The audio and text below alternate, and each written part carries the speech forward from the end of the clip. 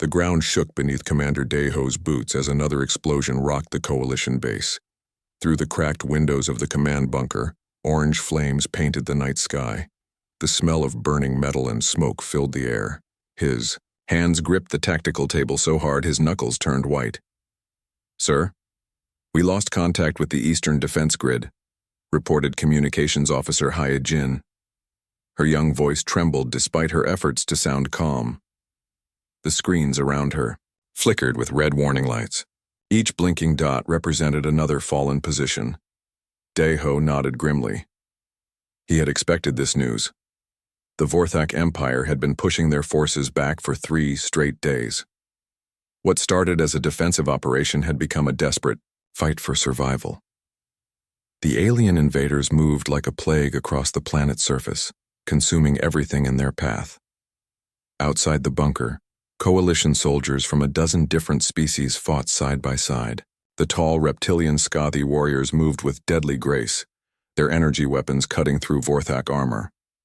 Next to them, the crystalline Nexari fighters used their natural ability to bend light, making them nearly invisible as they struck at enemy positions. But even their combined strength was not enough. "How many ships do we have left in orbit?" Daeho asked, though he feared the answer. Lieutenant Wu Jin checked his scanner. 12, sir. Down from 43 this morning. The Vorthak dreadnoughts are tearing through our fleet like paper. Daeho closed his eyes for a moment. 43 ships reduced to 12 in a single day.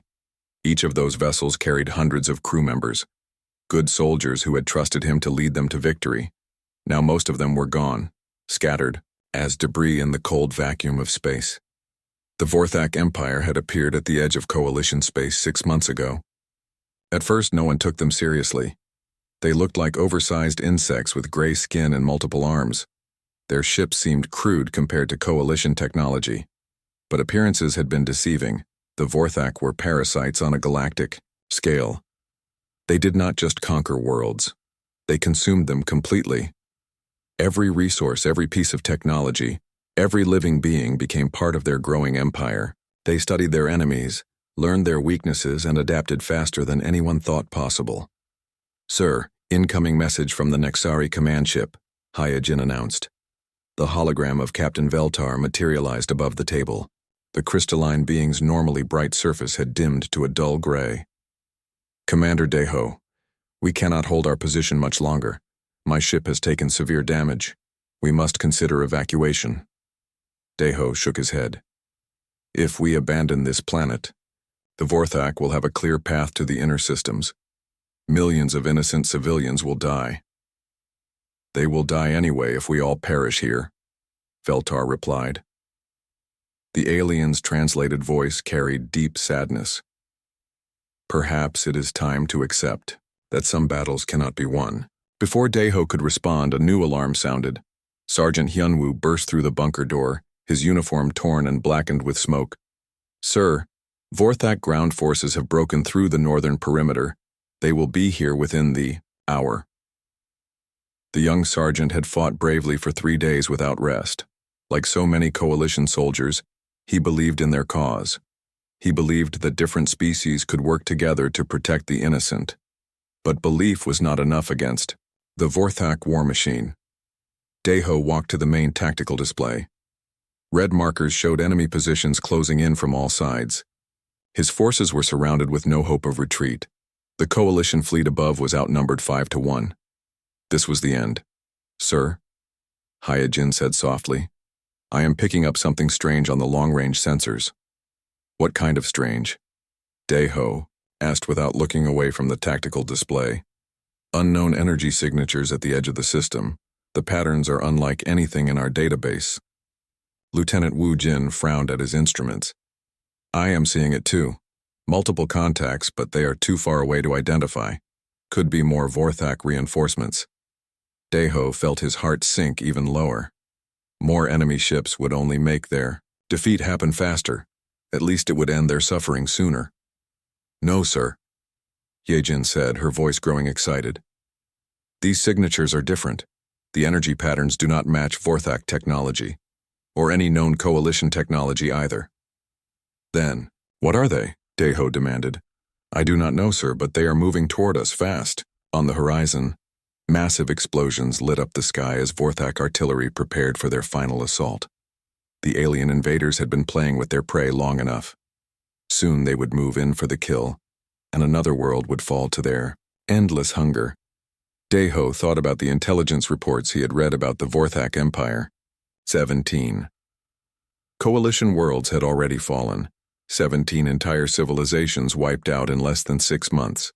Billions of lives lost. And now his forces would join that list. The reports also mentioned something else. A mysterious planet called Earth, home to a species called humans. The Coalition had tried to contact them decades ago when first exploring their region of space. But the humans had refused all offers of membership or alliance. They wanted nothing to do with galactic politics.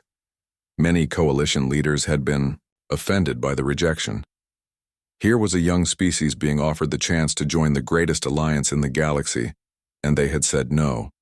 Some called the humans foolish. Others said they were too primitive to understand the benefits of Coalition membership. But now Deho wondered if the humans had been smart to stay away. The Coalition had failed to protect its members. Maybe isolation was better than the false promise of unity. Sir, the unknown contacts are getting closer, Hyojin reported. I am trying to establish communication, but they are not responding to standard hails. Deho nodded absently. It probably did not matter who the newcomers were. Even if they were friendly, it was too late to change anything. The Vorthak had already won. This battle, this war, this entire sector of the galaxy belonged to them now. The ground shook again as enemy artillery found its range. Through the bunker walls, Deho could hear the sounds of his soldiers preparing for their last stand. They would fight to the end, because that was what good soldiers did. But fighting was not the same as winning. In a few hours, the Coalition's last stronghold would fall. The Vorthak Empire would claim another victory. And the galaxy would grow a little darker, unless those unknown ships in the distance brought a miracle. But Deho had stopped believing in miracles long ago. The unknown ships materialized from empty space like phantoms stepping out of shadow. Captain Wu Jin stared at his sensors in disbelief. One moment the edge of the system was clear. The next moment dozens of vessels appeared where nothing had been before. How is that possible? He whispered to himself aboard the Coalition cruiser Harmony. Nothing can travel through normal space that fast. His crew gathered around the scanner displays, their faces showing the same confusion. The alien ships were smaller than Coalition vessels, but moved with a precision that defied physics. They accelerated and changed direction without any visible strain on their hulls. Captain, his communications officer called out, I am detecting massive energy buildups from the unknown vessels. They appear to be charging weapons. Wu Jin felt his heart race. If these newcomers were hostile, his damaged ship would not survive another battle. The Harmony had barely escaped the last engagement. With Vorthak forces, half his weapon systems were offline and his shields were operating at 30% capacity. On the planet below, Commander Deho watched the tactical display with growing amazement. The mysterious ships were not heading toward the Coalition positions. Instead, they were moving directly toward the Vorthak fleet that hung in orbit like hungry vultures. Sir, incoming transmission, Hyojin announced. Her hands moved quickly across her control panel, trying to clear up the signal. Audio only, but the translation matrix is having trouble with the language patterns. Put it through, Deho ordered. Static. Filled the bunker for several seconds. Then a calm, male voice spoke in perfect galactic standard. Coalition forces, this is Colonel Tae Young of the Terran Expeditionary Force. We are here to assist. Please transmit your tactical situation and defensive positions. Silence fell over the command bunker. Everyone stared at each other in shock. Terran meant from Terra, which was another name for the planet Earth. The humans had come. Sir, Hyojin whispered. Should I respond? Deho nodded slowly. This is Commander Deho of Coalition Defense Force. We are surrounded and heavily outnumbered. Our orbital support is minimal and enemy ground forces are preparing for final assault. Understood, Commander. Stand by for immediate tactical support. We will handle the orbital situation first. The transmission ended, leaving the bunker in stunned silence. Through the cracked windows, explosions continued to light up the night sky as Vorthak artillery pounded their positions. But now there was something else. New lights appeared among the stars, moving too fast to be normal ships. Above the planet, War Prime Thurok commanded the Vorthak fleet from his massive dreadnought. The alien commander had conquered 17 worlds for his empire. He had never known defeat. His species viewed other life forms as nothing more than food and resources to be consumed. "Report," he growled to his tactical officer. His multiple arms gestured at the display showing the approaching ships. Unknown vessels, War Prime, small class, approximately 50 units. They do not match any known coalition designs. Thurok's mandibles clicked in what passed for laughter among his kind. 50 ships against our 300. Another minor species rushing to die with the coalition. Signal the fleet to destroy them quickly. I want to finish the ground assault before dawn.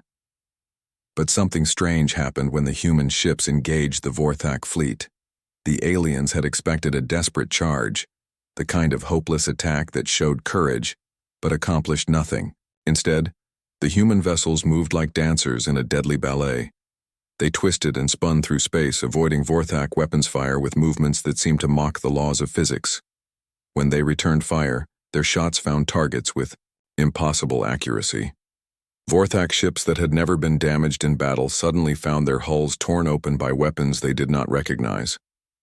"Impossible," Thurok snarled. "How can such small vessels move like that? Their crews should be dead from the acceleration forces." His tactical officer checked the readings again. "War Prime, I am detecting no shield technology from the human ships. They are avoiding our weapons entirely through maneuverability alone." Captain Wu Jin watched from the Harmony as human fighters danced between Vorthak dreadnoughts. The alien ships were massive, bristling with weapons and protected by energy shields that could absorb tremendous punishment. But the human vessels moved like they were alive, like predators hunting much larger prey. A human fighter craft swooped past his bridge, so close he could see details of its hull. The ship was sleek and angular, painted in dark colors that seemed to absorb light. There were no visible weapon ports, yet energy beams lanced out from hidden systems with deadly precision. "Captain, the human ship is hailing us," his communications officer reported. "This is Major So Young of the Terran Marine Corps. We are deploying ground forces to assist your planetary defense. Can you provide landing zone coordinates?" Wu Jin blinked in surprise. "Ground forces?" "Major, our surface positions are completely surrounded. Any landing would be suicide." A sound came through the communication that might have been laughter. "We appreciate the warning, Captain. Please provide the coordinates." On the planet's surface, Daeho received the same request. He looked at his tactical display showing Vorthak forces closing in from all directions. Any attempt to land troops in this situation would result in their immediate destruction. "Colonel Tae-young, I must advise against ground deployment. We have no secure landing zones. Your forces would be cut down before they reach the surface." "Commander, we do not require secure landing zones.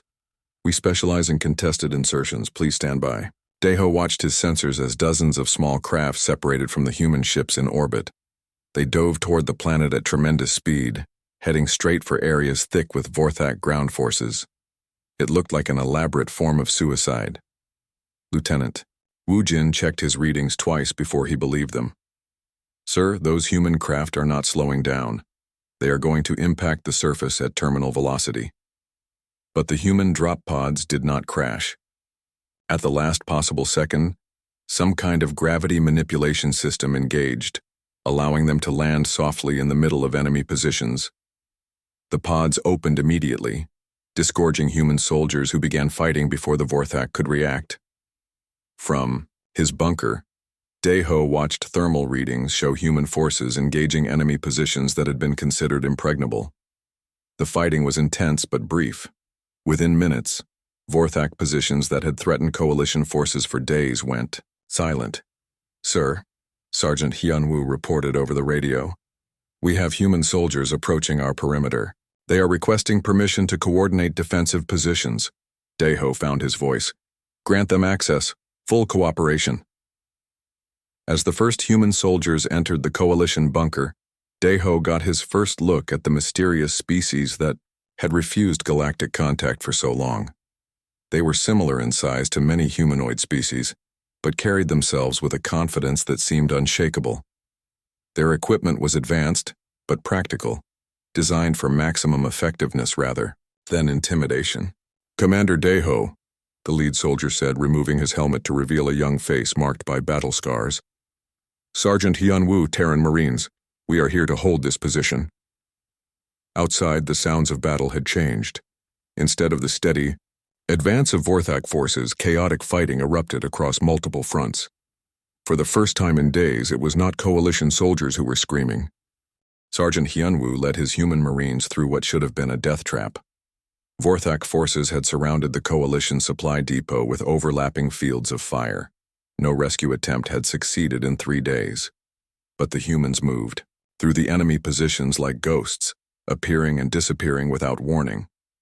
Private Eugene carried a weapon unlike anything in Coalition databases. The rifle seemed to channel pure energy, firing bolts that passed through Vorthak armor, as if it were paper. When he pulled the trigger, enemy soldiers simply ceased to exist. No explosion, no dramatic death scene. They were there one moment and gone the next. "How does that weapon work?" asked Veltar, the Nixari captain who fought alongside them.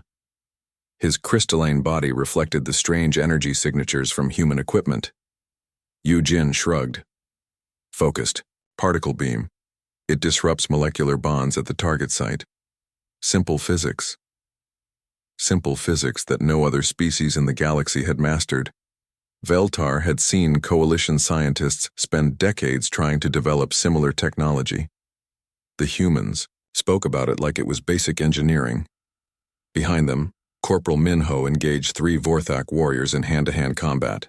The aliens were twice his size, with natural weapons and armor that had evolved for killing. They moved with the speed of professional predators, their multiple limbs striking from unexpected angles.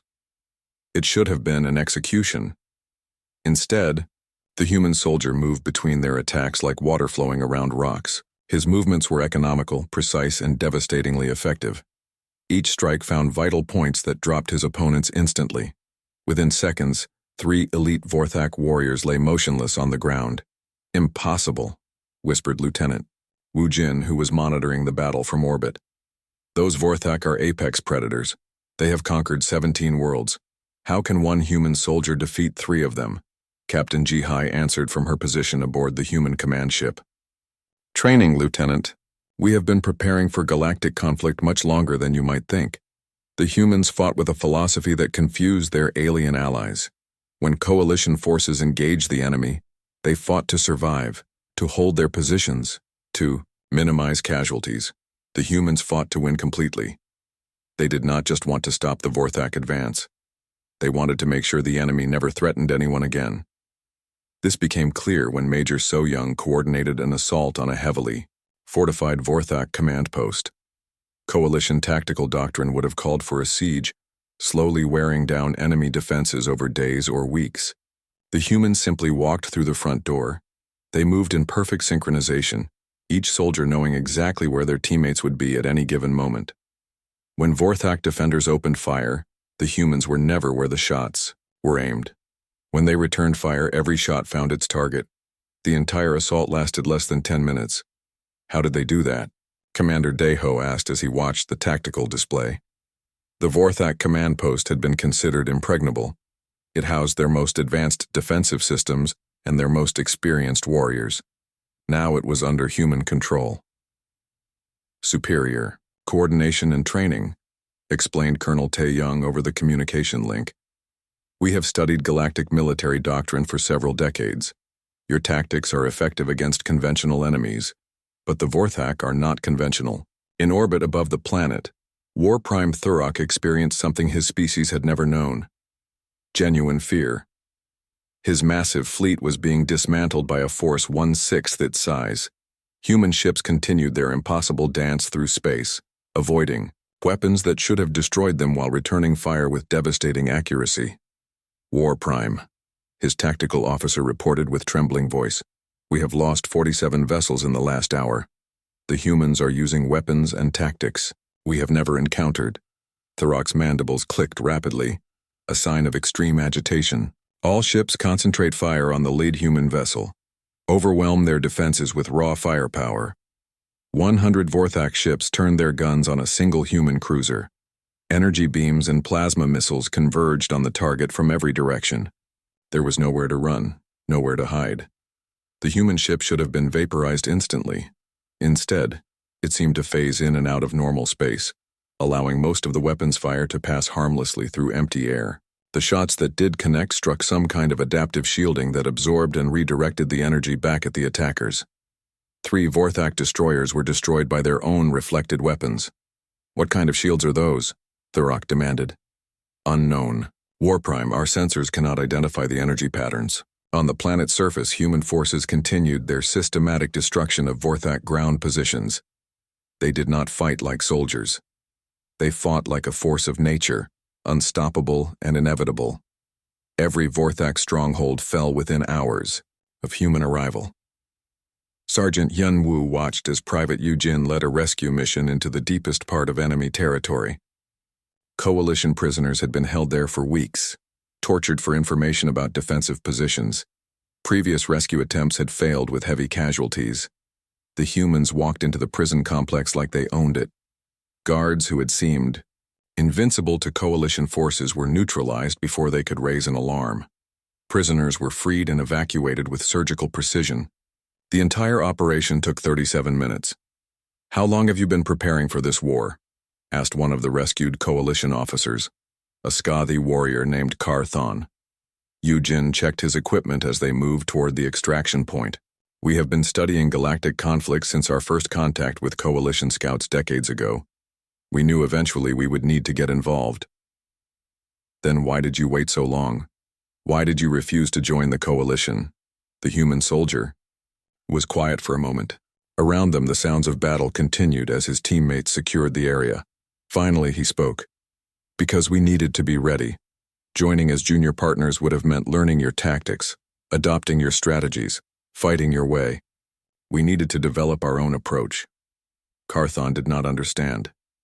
"But the coalition has thousands of years of military experience. Why would you ignore that knowledge?" "Because it was not working," Yujin replied simply. 17 worlds have fallen to the Vorthak using traditional coalition tactics. We needed something different. Back in the command bunker, communications, Officer Hyejin monitored reports from across the battlefield. Human forces were not just winning individual engagements.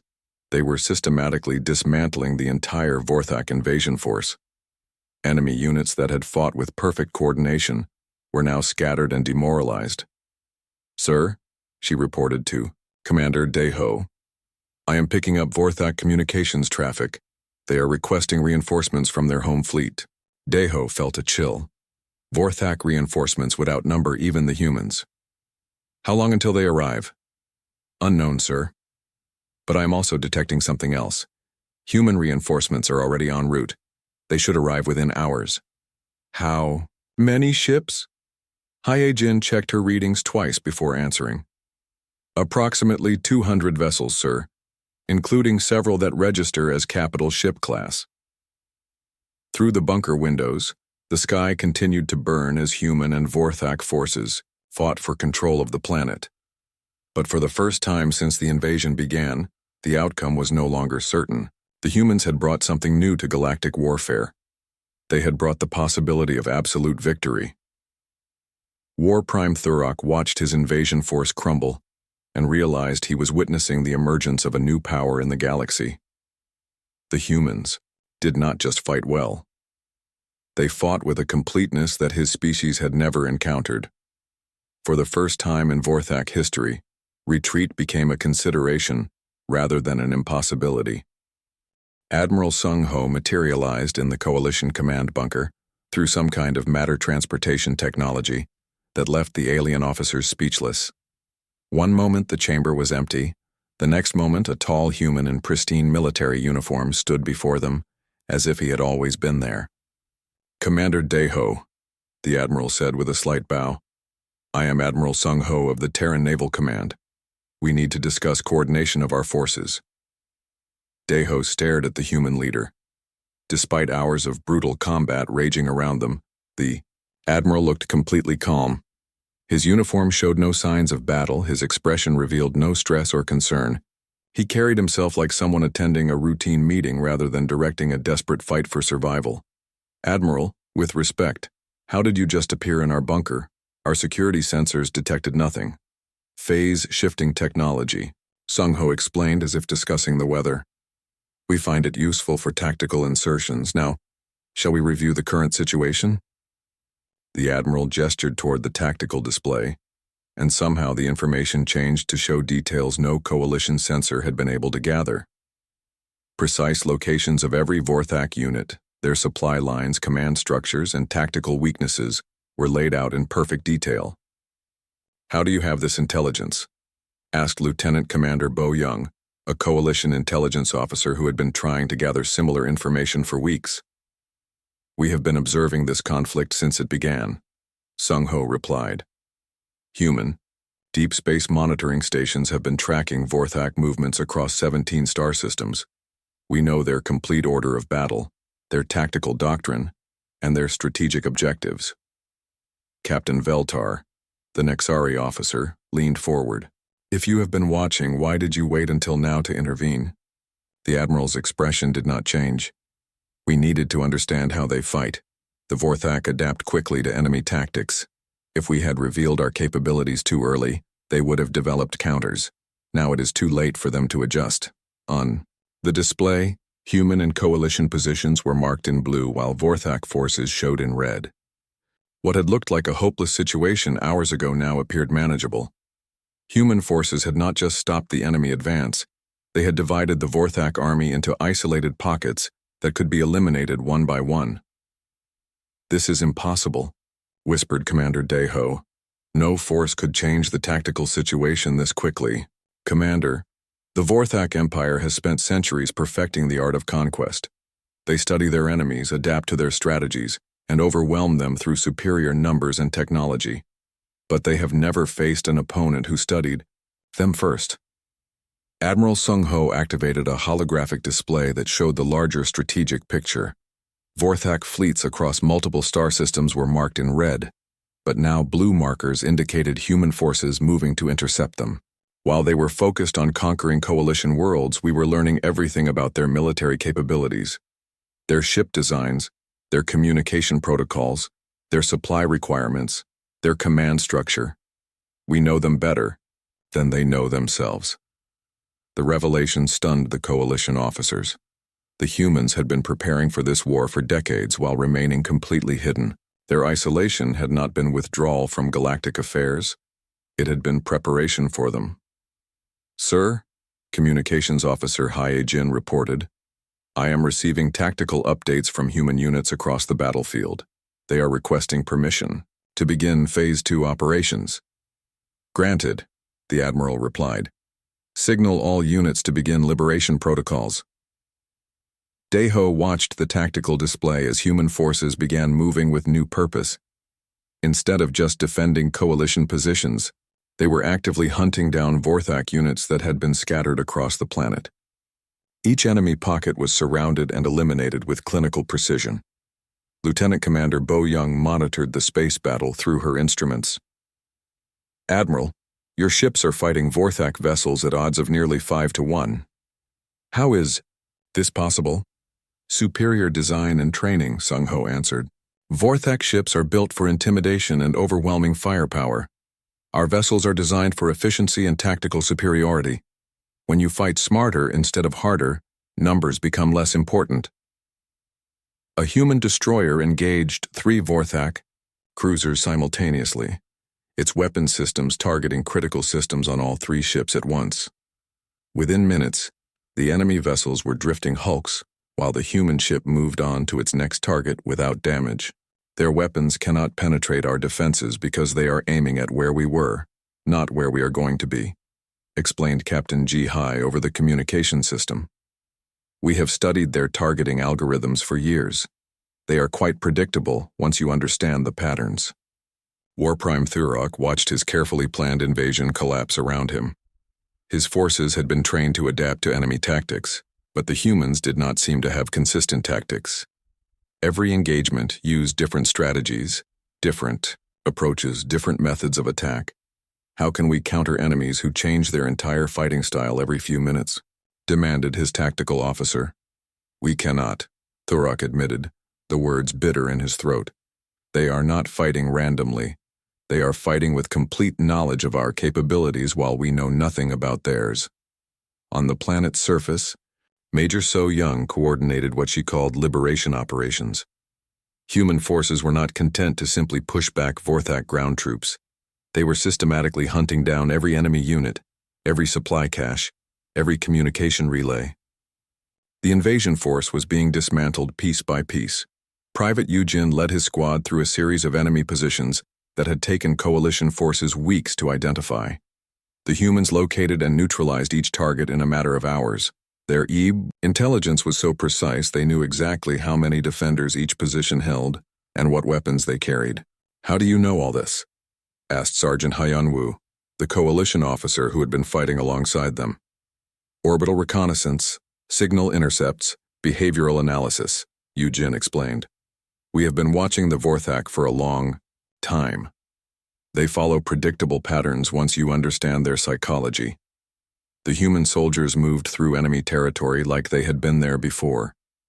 They knew where guards would be posted, where supply depots were hidden, where command centers operated. Every Vorthak stronghold fell because the humans understood it better than its own defenders. Back in the command bunker, Admiral Sung Ho displayed the larger strategic situation. Vorthak fleets throughout coalition space were encountering human forces that seemed to know their every move. Ships that had successfully conquered 17 worlds were being outfought by vessels they had never encountered before. Admiral, Commander Daeho said quietly, your forces are not just winning.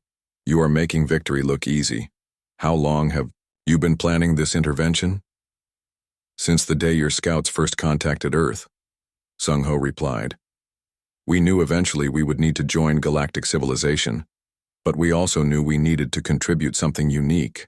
Our military doctrine is based on complete information dominance combined with tactical unpredictability. What does that mean? It means we know everything about our enemies before the first shot is fired. It means our tactical responses are designed to be impossible to predict or counter. It means we fight wars to end them permanently, not just to win individual battles. Communications Officer Hyejin looked up from her station with amazement. Sir, Vorthak forces are beginning to surrender in multiple sectors. This has never happened in their recorded history. The news spread quickly through coalition channels. Across the galaxy, species that had lived in terror of Vorthak conquest learned that the impossible was happening. The unstoppable empire was not just being defeated, it was being systematically destroyed by a species most of them had never heard of. Admiral Sung Ho reviewed the tactical situation one more time. Vorthak resistance was crumbling faster than even human projections had predicted. The enemy's greatest strength, their ability to adapt and overcome, had become their greatest weakness when faced with opponents who had already adapted to them. Commander Daeho, he said, I believe we can begin discussing post-conflict arrangements. The Vorthak Empire will not survive this engagement. Outside the bunker, human soldiers continued their methodical destruction of enemy positions, but the sounds of battle were growing quieter. For the first time in months, the night sky was not filled with explosions. The war was ending, and everyone knew who had won. The Terra Nova battle group emerged from hyperspace like ancient gods descending from the heavens. 50 massive warships materialized in perfect formation, their hulls gleaming with technologies no other species had ever seen. Admiral Sung Ho watched from the command bunker as his reinforcements took position around the planet. Commander Daeho, the admiral said calmly, what you witnessed over the past day was our reconnaissance force. These are our actual military units. Daeho stared at the tactical display showing the new human fleet. Each ship was larger than anything in the coalition navy. Their energy signatures were off the scale, indicating power systems that defied current understanding of physics. If the reconnaissance force had been impressive, this was overwhelming. Reconnaissance force? Lieutenant Commander Bo Young asked, weakly. You destroyed half the Vorthak invasion fleet with a reconnaissance force? We needed to assess their current capabilities, Admiral Sung Ho explained. The Vorthak are excellent at adaptation.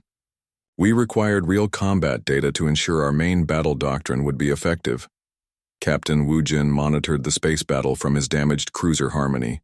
The arrival of human reinforcements had changed everything. Vorthak ships that had seemed invincible were now fleeing in disorder. The aliens who had conquered 17 worlds in 6 months were running from a single human battle fleet.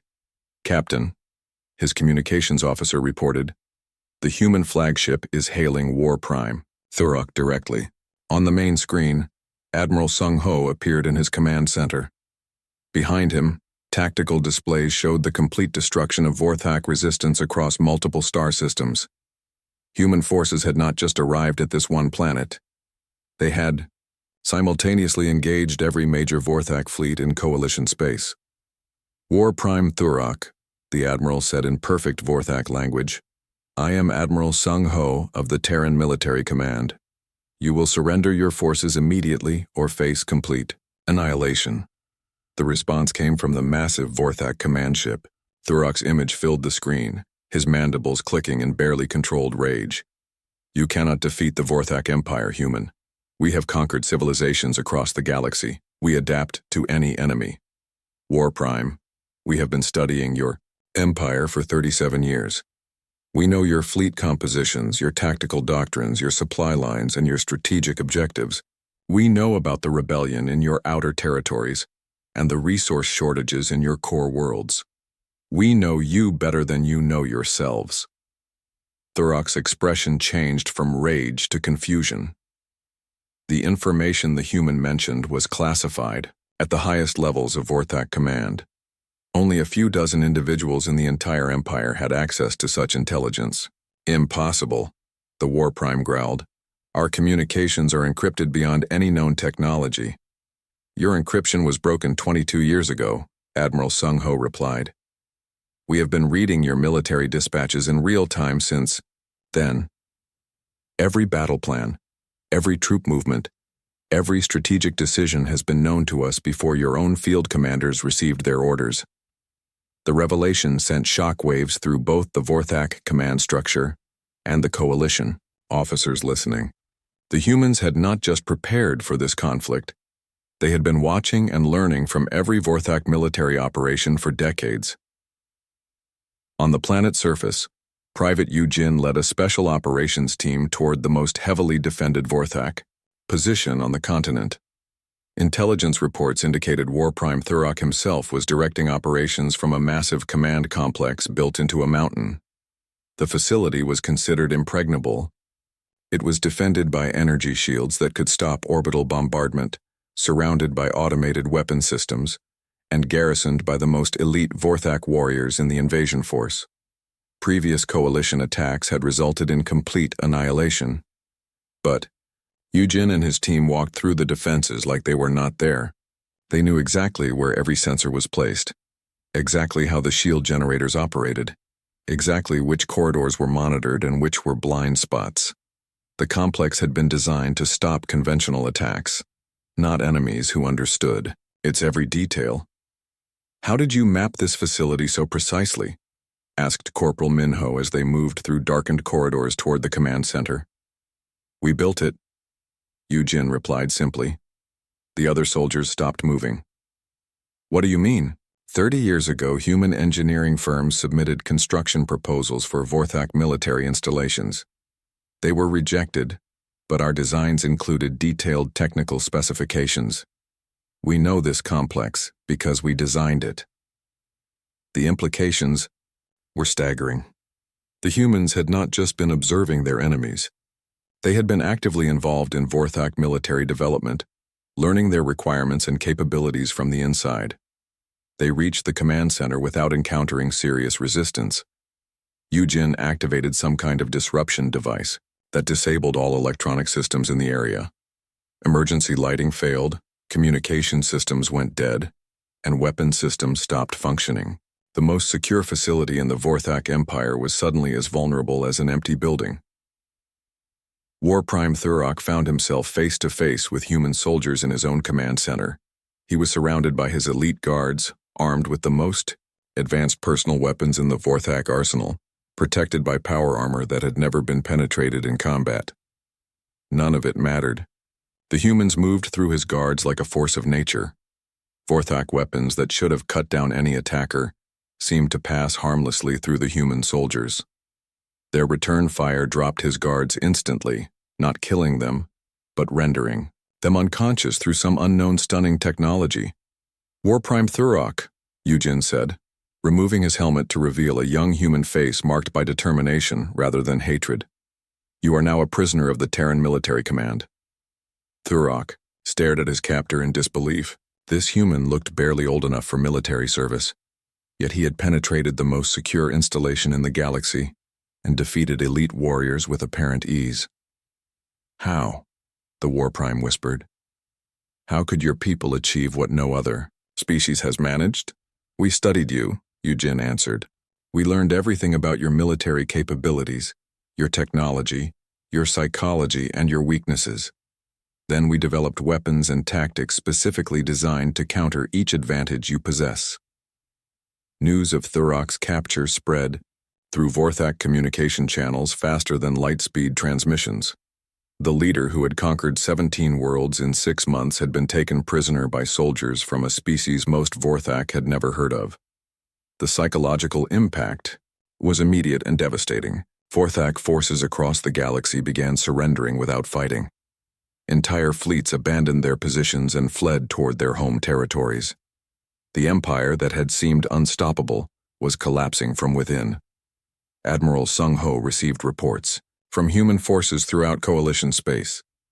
Vorthak resistance was ending not through military defeat, but through complete loss of morale. The enemy simply could not comprehend how thoroughly they had been outmaneuvered. Sir, communications. Officer Hyejin reported from the bunker.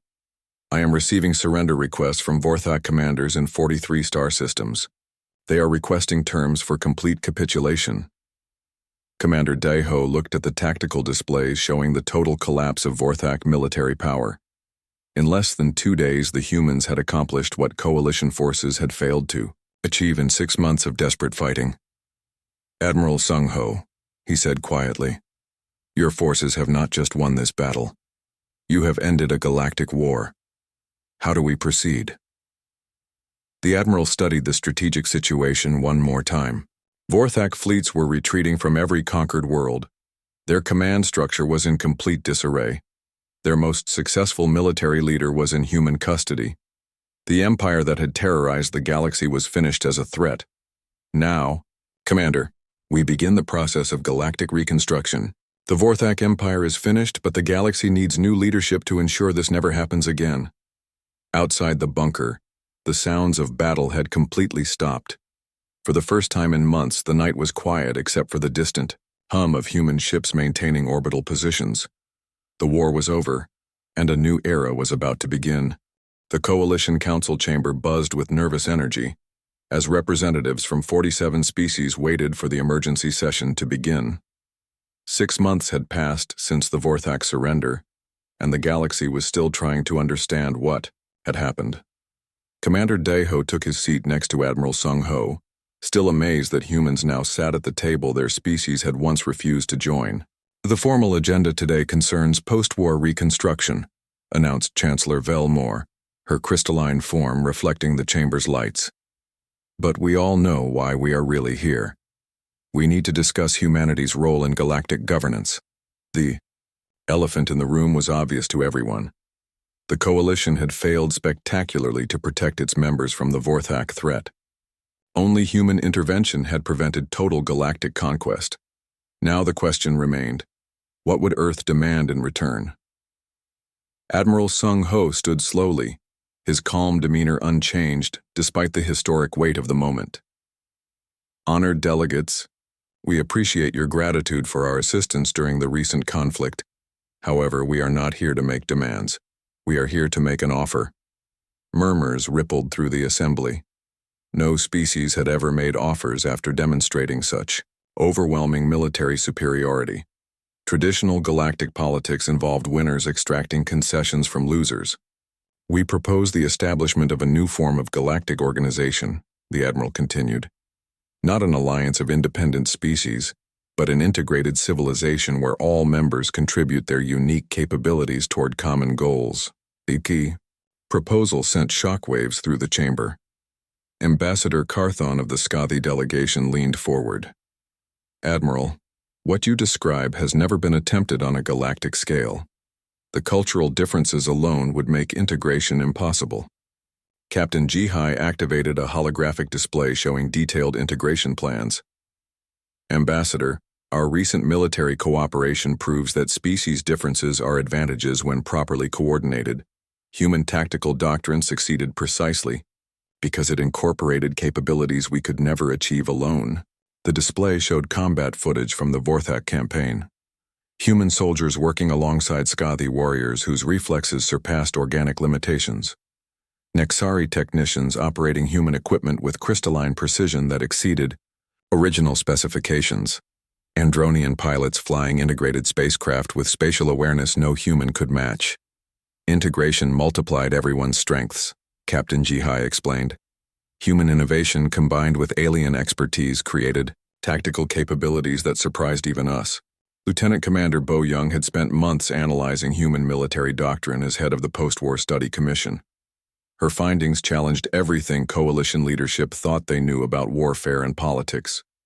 The humans did not just defeat the Vorthak Empire, she reported to the assembly. They demonstrated an entirely new approach to galactic civilization. Instead of competing species sharing territory, they propose cooperative species sharing knowledge. Private Yu Jin, now promoted to captain for his role in capturing War Prime Thurok, stood to address the delegates. His youth contrasted sharply with the ancient representatives who had governed galactic politics for centuries. Honored delegates, I fought alongside coalition soldiers during the liberation campaigns. I witnessed Scathi courage, Nexari technical brilliance, Andronian tactical awareness. Every species contributed capabilities that made our combined forces stronger than any individual military could achieve. The young officer's words carried weight beyond his rank. His capture of the galaxy's most feared military commander had made him a symbol of human capability, but his emphasis on cooperation resonated with species tired of constant competition. Admiral Sung Ho presented detailed proposals for integrated institutions. Joint military academies where officers from all species would train together. Combined research facilities where the best scientists from dozens of civilizations would work on problems no single species could solve. Unified defense fleets crewed by mixed teams and commanded by officers chosen for ability, rather than political connections. The Vorthak succeeded because they faced fragmented opposition, the Admiral explained. Each coalition member defended their territory using their own methods. We propose defense forces that combine the knowledge and capabilities of every member species. Chancellor Velmore studied the integration timeline carefully. The transformation would require decades and unprecedented cooperation between species that had maintained independence for thousands of years. Admiral, what guarantees can you provide that humanity will not use its military advantages to dominate this new organization? None, Sung Ho replied simply. Guarantees are meaningless. Actions demonstrate intentions. We propose to prove our commitment through gradual implementation and shared leadership. The honesty surprised many delegates. Most species would have made elaborate promises about respecting sovereignty and maintaining equality. The humans simply acknowledged that trust had to be earned through consistent behavior. We suggest beginning with voluntary pilot programs, continued Captain Jihai. Species most affected by Vorthak occupation can participate in joint training exercises and combined research projects. Success will demonstrate whether larger integration is beneficial. Over the following days, working groups developed detailed implementation plans. The first integrated military unit would include volunteers from 12 species, trained using human tactical doctrine, but incorporating alien technologies and capabilities. If successful, the program would expand gradually to include additional species. War Prime Thurok observed the negotiations from his quarters aboard the Coalition Rehabilitation Facility. The former Vorthak leader had become an unexpected advisor on galactic defense, helping identify potential threats and develop counter-strategies. "Your species understands something mine never learned," he told his human guards during routine interviews. "Conquest creates enemies who will eventually seek revenge. Cooperation creates allies who will defend each other voluntarily." Communications. Officer Hyojin monitored reactions from member worlds as integration proposals were debated publicly. The response was overwhelmingly positive from planets that had suffered under Vorthak occupation, but more cautious from worlds that had avoided direct involvement. "Sir," she reported to Commander Deho, 41 governments have requested immediate participation in pilot programs. They want to begin joint training exercises as soon as possible. The enthusiasm was understandable. Species that had faced extinction were eager to prevent similar threats through whatever means necessary. But successful integration would require patience and careful planning. "Signal all interested governments," Deho ordered. "Integration teams will visit each world to assess capabilities and develop customized participation programs. We will not rush this process." Captain Wu Jin commanded the first integrated patrol squadron, composed of ships from 8 different species crewed by mixed teams. Their maiden voyage took them through former Vorthak territory, where liberated worlds were rebuilding with assistance from coalition reconstruction teams. "Captain," his human tactical officer reported, "long-range sensors detect Krillian probe ships approaching the edge of this system. Intelligence suggests they may be testing our defensive responses."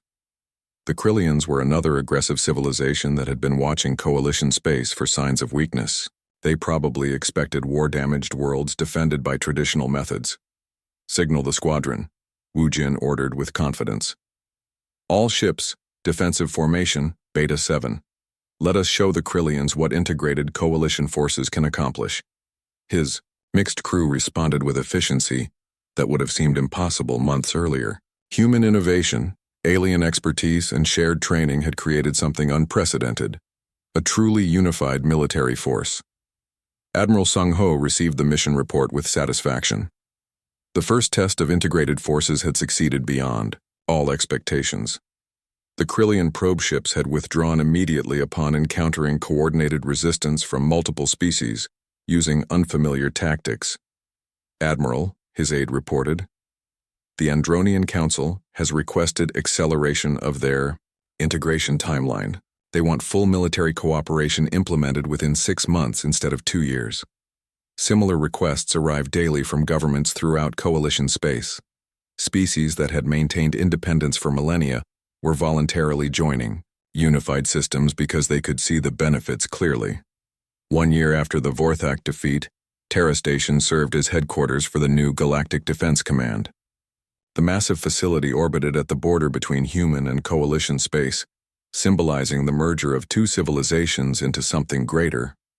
Commander Deho, now serving as Director of Integration Operations, watched mixed crews aboard integrated vessels prepare for patrol missions throughout known space. Human tactical doctrine combined with alien technologies had created defensive capabilities that could respond to any threat quickly and effectively. "Hyojin," he said to his communications coordinator, "broadcast the standard message to all civilizations within detection range." The transmission that reached dozens of species carried a simple but powerful statement. "This is the Galactic Coalition. Defense Command. All peaceful civilizations are welcome to join our alliance.